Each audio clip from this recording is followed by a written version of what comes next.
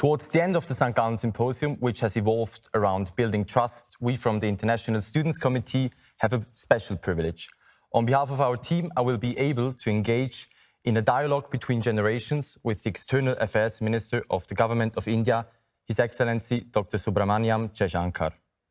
Dr. Subrahmanyam Jaishankar has been serving in the Indian Foreign Service for over 38 years. He was Ambassador of India to the United States, China, Singapore, the Czech Republic, and later served as Foreign Secretary. He then worked as President of Global Corporate Affairs at Tata Sons. In 2019, he was appointed by Prime Minister Modi as the External Affairs Minister of India, and ever since has been the mastermind behind India's engagement in the world.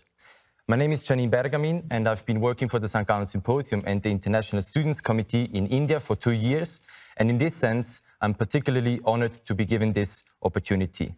The Honourable Minister is joining us today at the pivotal point in time to discuss a post-COVID world and how we potentially get there. Minister, it's a pleasure.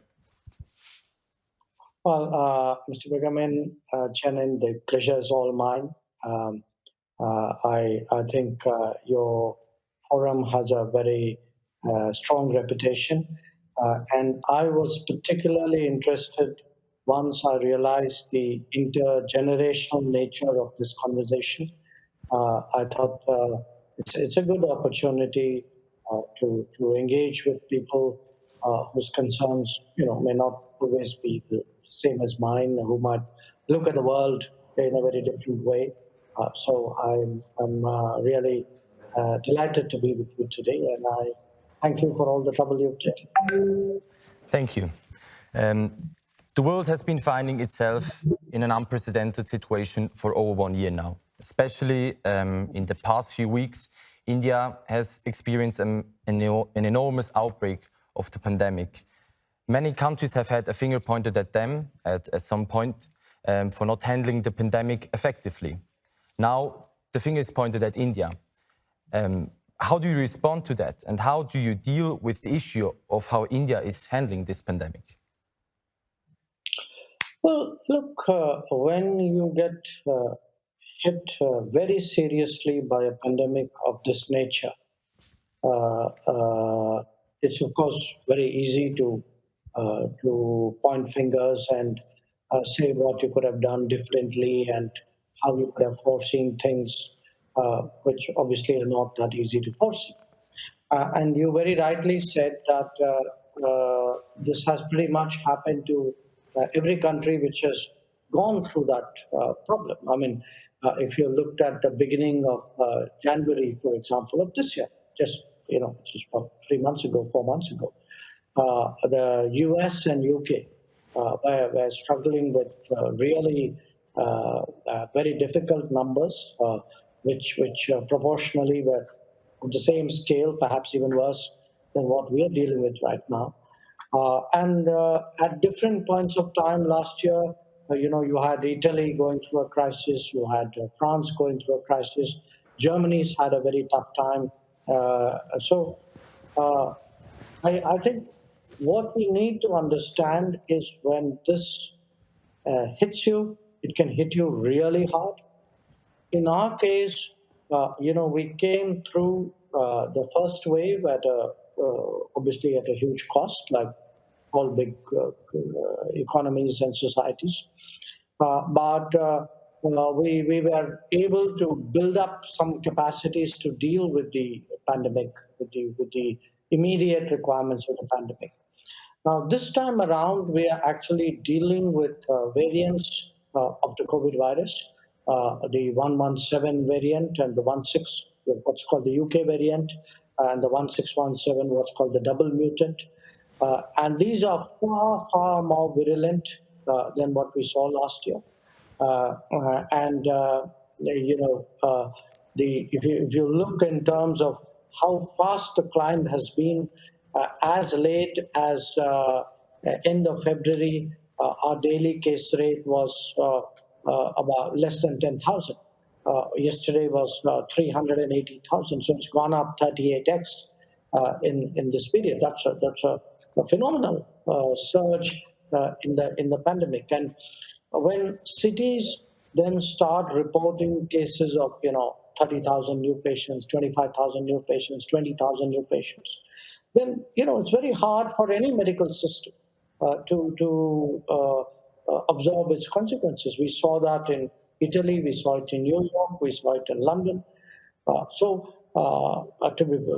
be very honest with you. Yes, we are going through a tough time, and nothing really prepares you for this kind of surge and the kind of extraordinary demands and stresses that it places on your system. But what sort of strong leadership or a conscientious governance does is to respond to the challenge of the times. So at the moment, we are very, very focused on on trying to get oxygen, trying to get medicines, expanding our vaccination programs. A lot of them, of course, easily said than done. Particularly oxygen is a huge problem because you've got enormous logistics to move it from the production centers to the consumption where the population centers are. These are admittedly tough times. I don't at all differ with you in that assessment. But I would say, in all fairness, we had worked very hard to build infrastructure within our capabilities at the fastest pace which our system allowed. I would honestly say, yes, we have fallen short in many respects, but also, of course, we have, in some cases, the kind of problems we faced last year, masks and PPEs and ventilators, or even established COVID centers, those were behind us. Now, this time around, we're facing new problems, especially of oxygen, because you have a large number of people with respiratory issues. I've, of course, discussed it. I'm, by the way, talking to you from London, where particularly with the G7 foreign ministers and some other colleagues, I've been talking about this. And they all share with me their experiences because they've been through this. As I said, it's easy to second guess it, particularly from people who are not in the public health domain, who don't understand necessarily all the complexities of it. But I think when you face this kind of stress, you must accept all of that as part of the legitimate debate which accompanies a very difficult situation. But I would only say that other countries have done. Just a few weeks ago, Portugal was in a very bad state. And in fact, the Portuguese foreign minister reminded me of that. He said, look, it's very, very tough when you are down and under that kind of pressure. Now, at the end of the day, focus on your work and then let your actions speak for themselves. So that's really what we are trying to do. Thank you for sharing your thoughts, Minister. Now I would like to shift the focus slightly and move to the international sphere, which is very much at the heart of your portfolio as External Affairs Minister. You're currently in London, as you mentioned, at the meeting with the foreign ministers of the G7 countries.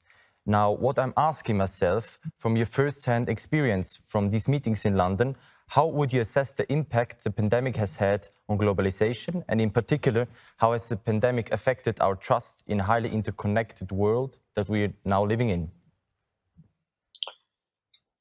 It's in a sense, it's a very big question you are asking.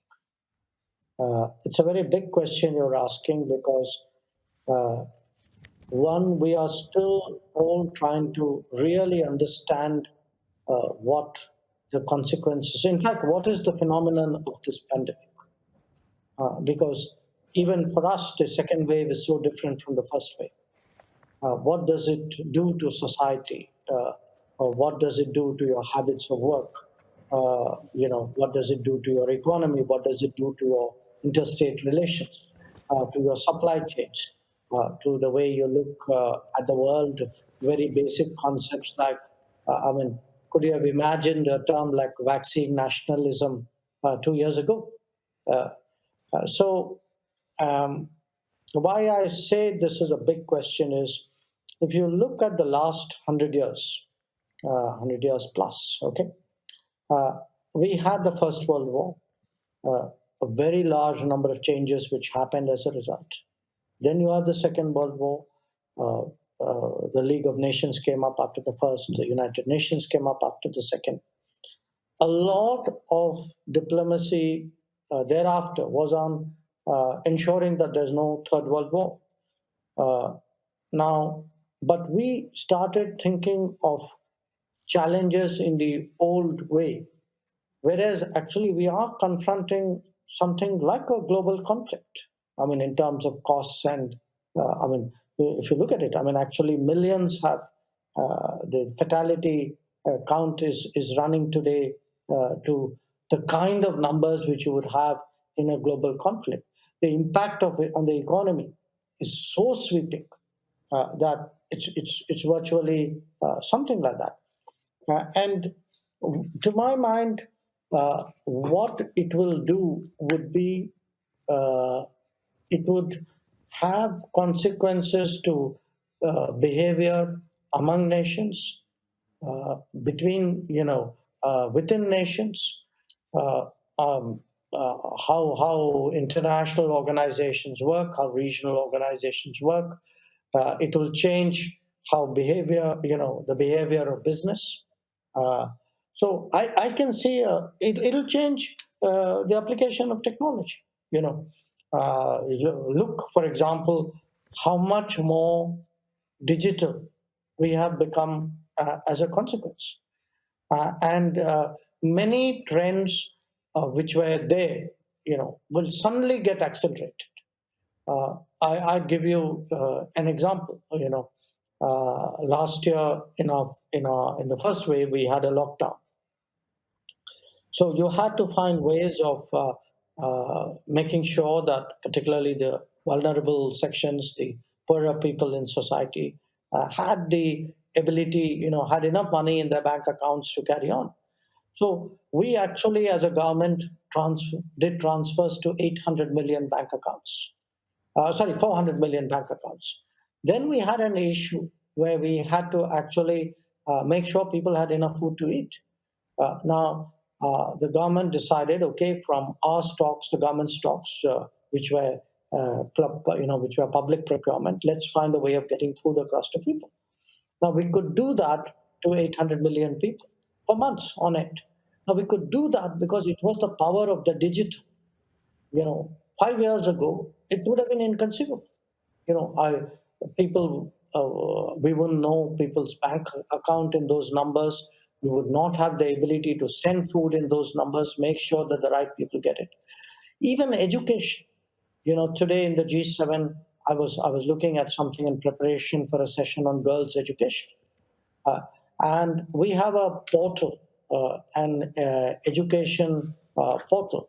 And if you actually look at the kind of figures uh, which were, how digital education became in this period, it's staggering. I mean, we actually had 44 million young people, and this is only for a government portal. Okay, there were private businesses which have been as successful, sometimes even more so. So you actually have 44 million people who enrolled in a digital school education portal, where the average daily page hits us 57 million. That in the period of the pandemic, you actually had 20 billion page hits. Now, why I say this as an intergenerational conversation. To you, it looks natural. To me, it looks, it's something phenomenal, the power of the digital. So I see the impact of COVID as truly profound on our lifestyle, on our way of thinking, on our way of acting, on governance, on tools of diplomacy. But there are other aspects. I think COVID has brought to fore questions of transparency, questions of trust, questions of behavior, questions of reliability. We saw 1.5 years ago, many of us were dependent on supplies from outside. We never thought that they would be interrupted. The idea didn't cross our mind. You could have had a storm and maybe it came a week later, but the idea that somehow essential supplies would get disrupted was inconceivable, but it happened. And so, what has happened now is even our sense of what is security has changed. Security is no longer just defense and politics and intelligence. I mean, yes, there was earlier economic security, okay, but now we think of health security, we think of food security.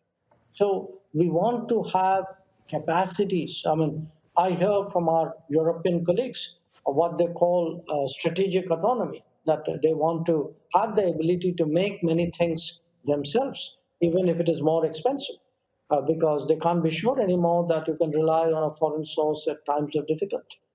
So the fact is, COVID has brought out of many of the fissures of the world, I would say these stresses and the weak points. They've all got exposed in this stress test, uh, and I think the answers are going to take quite a while to play out. Thank you. Picking up on those questions on globalization and international affairs, I would like to reflect with you a little bit more about our annual topic, Trust Matters, at the St. Gallen Symposium. You have been a top diplomat at the Indian Foreign Service, and in your book, The India Way, I found a really interesting quote, and I quote, "Where intersections of interests are multiple, it is perhaps best just to distrust and verify." In this sense, is there any role for trust in diplomacy, or does a good negotiator rather distrust and verify?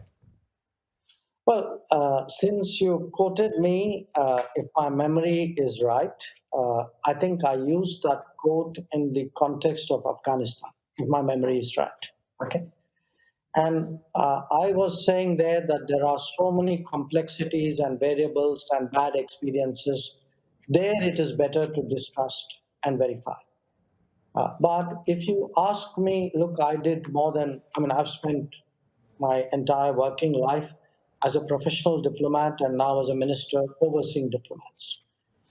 If you ask me, give me a concept you value most, what is it you strive for?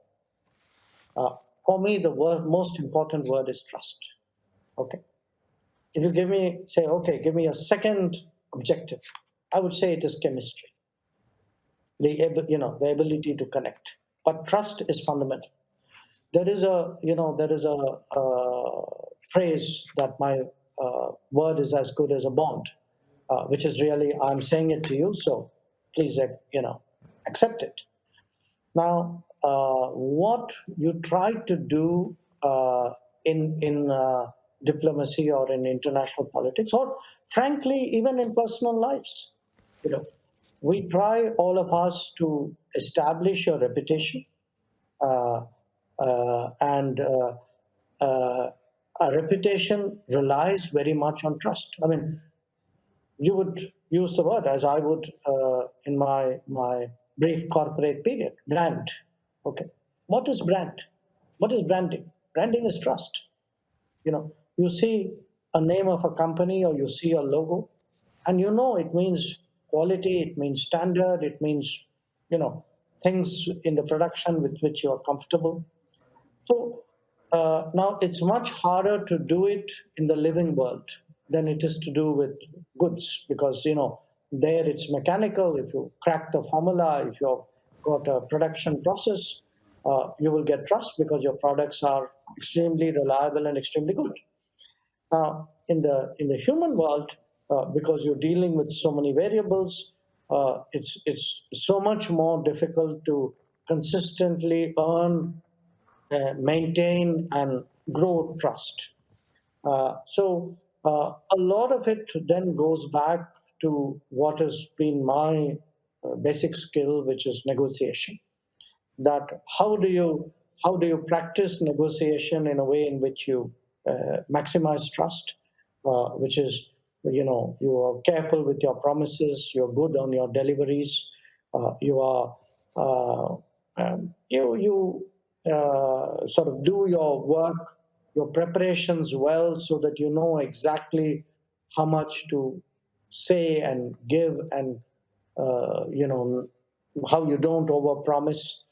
And then some of it is individual, but I would also argue that countries develop a reputation.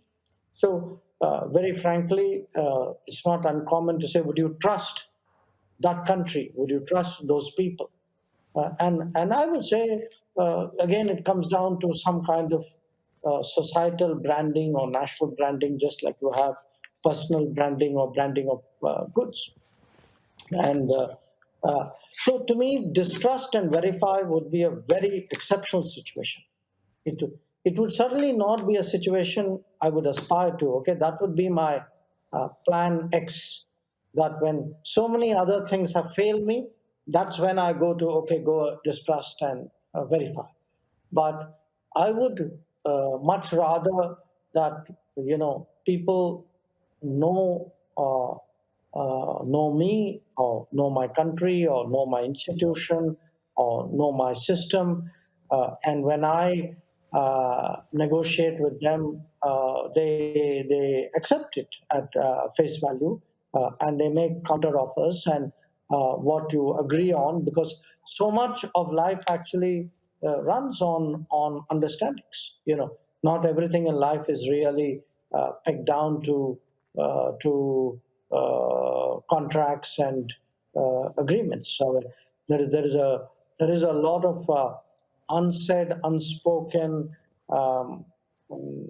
human aspects of how the world works. Minister, it is quite rewarding for us to see that trust actually matters as well in diplomacy. And what I would like to do is also apply this, as you mentioned, trusting a country, to a pressing topic, India's role in the global vaccination campaign. While the situation in India is extraordinarily difficult, India is a key player in what we may call vaccine geopolitics. Many countries around the world rely on India as the world's most important producer of vaccines. After initially exporting millions of doses, India is now prioritizing the vaccination of its own population. Do you feel that this change in Indian policy impairs perceptions of India's reliability as a global partner? I'm so glad you asked me. One, because it's very topical, but it's a very good illustration of trust. Okay, and I'll tell you why. We make two vaccines right now. One is a vaccine called Covishield. It's AstraZeneca vaccine, which is made in India by a company called Serum Institute. The other is a vaccine called Covaxin, which is it's an Indian vaccine, which is made by a company called Bharat Biotech.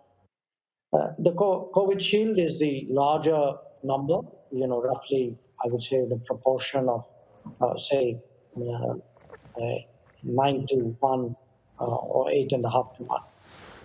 Now, when we started production of vaccines, the Indian company obviously made the vaccine for AstraZeneca with commercial contracts to supply its customers abroad. Okay, so there was a clear understanding here in terms of why the vaccine was made in India. Secondly, that phase was also supported by an international initiative called COVAX, and it involved a lot of global foundations who financed it. So there was also a commitment to the COVAX initiative. Okay. So when we started producing vaccines and we had our own vaccination program, it was natural that the commitments which the company had made to its customers, and commitments which it had made to COVAX would be kept, because that's where the trust factor comes in, because that's the basis on which you had the ability to make the vaccines. Now, we've had people, I've seen comments by people saying, because, not everybody gets trust, and not, frankly, everybody understands business and even the details really of how a lot of this operates. Now, I've had people who say, well, look at the United States. The United States went through a certain period they didn't give to anybody else. But the American companies did not have those understandings. They had not signed agreements or reached understandings that they would supply customers and international initiatives. So I wasn't at that time in a position which is similar to the United States, because the United States had, in a sense, its own pharmaceutical companies, its own supply chains. In our case, not only had I agreed to all of this, my supply chains also were very externally dependent. You have today really hundreds. I think I read somewhere that there were 300 suppliers for making vaccines in any place, and sometimes they would come from between 25 to 30 countries. So, if you're part of a global supply chain and you're part of an international initiative and you have an agreement that you would supply, I think your decision making and your behavior has to take all of that into account. So we had a phase when uh, our own vaccination consumption was less because it was rolling out phase by phase, where we felt, this was the time to live up to our international commitments. But then two things happened. One, there was a second wave, and obviously also we had to accelerate our vaccination program. But more important, there was an expectation that we would expand our vaccination production. Now, at the moment, we are making less than 70 million doses a month. We have the ability to go well beyond that, maybe even double that, provided we get the global vaccination supply chain really to support us. And we found that wasn't happening. It wasn't happening because these were being pulled into other geographies, mainly North America and to Europe. So at this stage, I come back to your issue of trust. I mean, I actually spoke to many of my counterparts in in the COVAX recipient countries or countries where we had contracts, and told them very honestly, saying, "Look, I have a situation. My requirements are very high, and it's important for the world that I come through the second wave well. So I'm being very straight with you that you'll all have to bear with us in this period. But you could help us if you actually increase the flow of vaccine raw materials and allow us to scale up the production." So I don't believe today that anybody in the world thinks India has not been straight with them. I mean, I'd be honest with you, sometimes these were very difficult conversations, but I had the honesty to have those conversations because I value exactly what you said. For me, trust matters. I'd rather that, people heard it from me directly that, look, I can't give you this many vaccines at this point of time for this reason. Yeah. Thank you so much, Minister. Unfortunately, I would love to talk to you even longer. We are towards the end. And as the symposium will be over, maybe if there would be one thing, the St. Gallen Symposium, at the St. Gallen Symposium, we foster leadership with the next generation in mind, as we've experienced that the younger generation has in some ways lost, or that the trust has been lost in members of the older generation, especially in their leadership. If you would give us one key takeaway, how also in our daily lives, how we can rebuild this trust. Look, you don't expect someone of my age to agree with the proposition that young people have lost trust in older people. I would hate to believe that. I think you've had different experiences in different societies. I can tell you, at least in mine, I know of political leaders my age, or frankly, even a few years older than me, who retain the enormous trust of young people. So a lot of it is the ability to move with the times, to make the adjustments, to be able to communicate, to understand the aspirations of younger people, and then to adjust your thinking and your vision and your policy choices and your decision making to meet those expectations and aspirations that they have. I look, the great thing about young people is that they are young, that they're not bound by what, because life is full of habits. Okay, you will discover that with the passage of time too. So when people don't have the same habits that you formed, and therefore they have the ability to look at the same issue differently or see issues which you don't see, uh, the beauty of dealing with a different generation is they challenge you, they make you look at the problem very differently. Obviously, then you start searching for solutions very differently. So I see the issue you've defined, but I would like you to believe me that people of my generation can deliver on many issues, do deliver on many issues. We are also capable of not everybody, obviously. I mean, but I think there are people who could be very different and really move with the times and perhaps reach across generations. Yes, as you said, my word is my bond. In this sense, I believe you and I trust you. And for the challenging weeks ahead, but also in the future, we trust your responsible leadership. And we really hope that once moving towards a recovery, we can welcome you here in St. Gallen and learn more about you and have you as part of our cross-generational dialogue. And thank you so much, Minister. Well, thank you. It's a pleasure. And I hope one day when COVID is, if not a distant memory, at least not an immediate problem, and to be there physically with you, it's something that I would look forward to. Thank you. Thank you. Pleasure.